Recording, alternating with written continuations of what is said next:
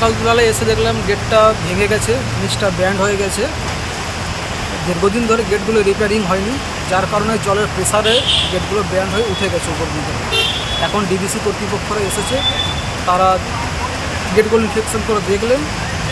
রীতিমতো যে গেটটা ভেঙে গেছে সেই গেটটার উপর যেন প্রেসার যাতে না আসে আরও, তার জন্য পাশের দুটো গেট খুলে রেখে আপার সেটে যে জলটা আছে সেই জলটাকে পাস করাবার চেষ্টা করছেন ওনারা। কত নম্বর গেট এটা? এটা 5 নম্বর গেটটা ভেঙেছে।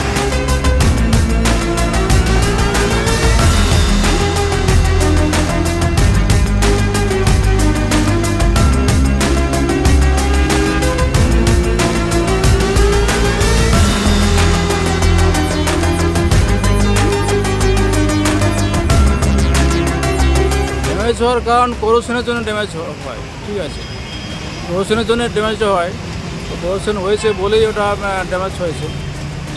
তাহলে কি গেটটা চেঞ্জ করা হবে? হ্যাঁ, চেঞ্জ করা হবে। মানে কবে থেকে এটা শুরু হবে প্রক্রিয়া? এটা খুব রিসেন্টলি শুরু হবে, বুঝতে পারেন, এটা খুব তাড়াতাড়ি করা হবে। এর জন্য কি কোনো সমস্যায় পড়তে হবে কি দুর্গাপুরবাসীকে? না, এর জন্য সমস্যা পড়তে হবে না। এখন এটা তো 5 চেন আছে না, ওইটা হচ্ছে আমার হেড ওটা গেট, ওটার জন্য সমস্যা পড়তে হতে হয়, কিন্তু এটা 5 চেন আছে। আপনি এসে এখন কি দেখলেন? এটা এখন গেটটা যেহেতু ড্যামেজ হয়ে গেছে, বেন্ড হয়ে গেছে, ওটাকে রিপ্লেসমেন্ট করতে হবে। আমরা দেখলাম যে আপনারা পাশের গেটগুলোকে খুলে দিয়েছেন। হ্যাঁ। কেন? ওই যে ব্যান্ড হয়ে যাচ্ছে তার জন্য কি? হ্যাঁ, প্রেশারটা যাতে কমানো যায় সেই জন্য।